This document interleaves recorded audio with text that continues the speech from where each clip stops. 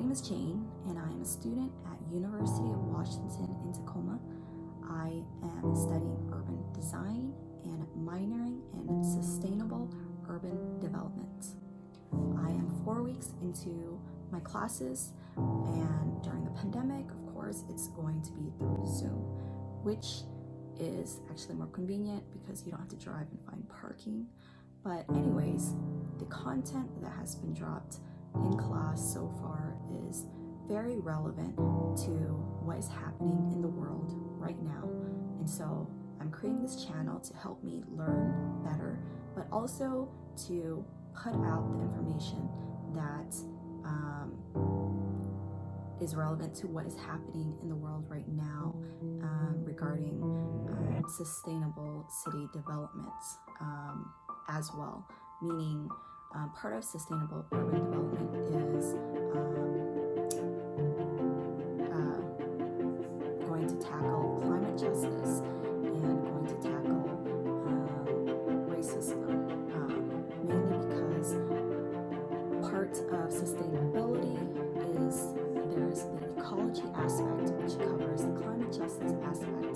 There is the equality aspect, which covers racism and talks about eradicating poor areas, and also the economics, of course, which is what runs the city as well. So those three pillars are the key component on creating a more sustainable future. And also I learned that there are liberal activists out there that is proactively trying to block the sustainable movement because they feel that it will take away from national sovereignty and take away freedom from the people. But of course, I don't agree with that. I believe everyone should move full force forward on the sustainability movement and try to get each city to adopt sustainable practices. For instance, the city of Tacoma right now, for 5 years now, have a department and has started to staff more people on equity and inclusion. So they focus on activities that support creating more equality within the city. There are commissions with that deals with immigration, human rights, and disability within the city. So hopefully they're able to impact small businesses and corporations as well to adopt equitable policies on hiring practices within the city. I don't know about other cities, but I know City of Tacoma is on board right now. And especially after the pandemic with the huge outbursts of racism, they are incorporating new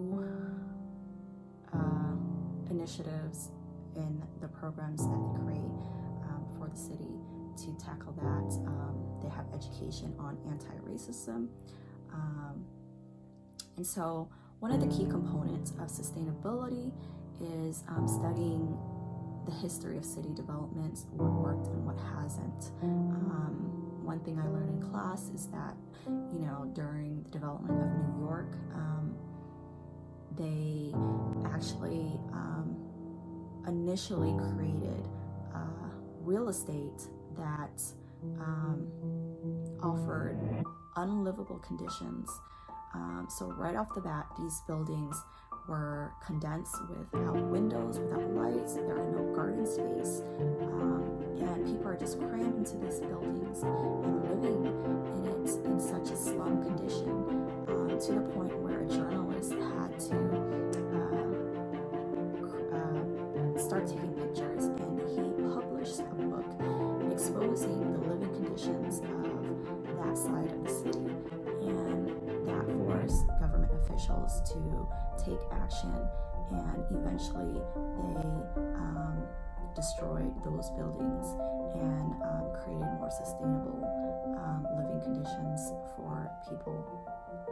Of course, those people I don't think those people were displaced during the eradication of poor areas, but in order for the city of New York to function sustainably, they addressed that issue. And I think moving forward, part of sustainability is to bring in more resources to poor areas, provide more parks, and be able to provide upward mobility to residents as well. In the case of redlining back in the 1930s, these were areas of the poor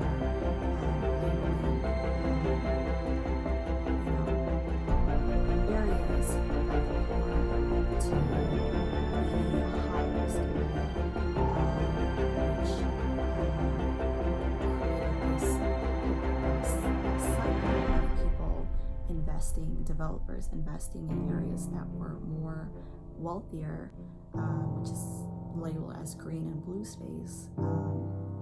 And so the poorer became poorer and the wealthier became wealthier. And this cycle is a disaster for just having a sustainable city to live in. And even the banks were denying Black people loans in areas, in wealthier areas, because they were being redlined. And now the impact, if we study, those areas now, those conditions are still really bad, and no one is, people living in that area doesn't have enough resources to get themselves out of the situation. And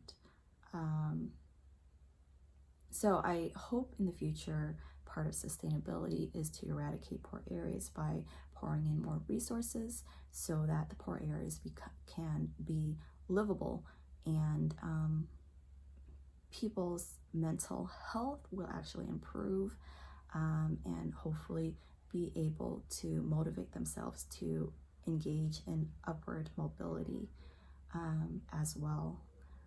And there is going to be a lot of issues when it comes to equality.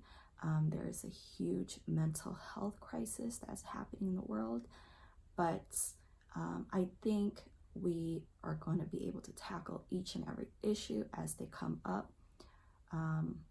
But if we don't tackle how to design a more sustainable ecosystem in cities, we are basically going to pour in resources to symptoms and not the root cause, which is definitely not sustainable at all in the future anyways. So hopefully I will be able to keep you on board on my educational journey on how to build a more sustainable city.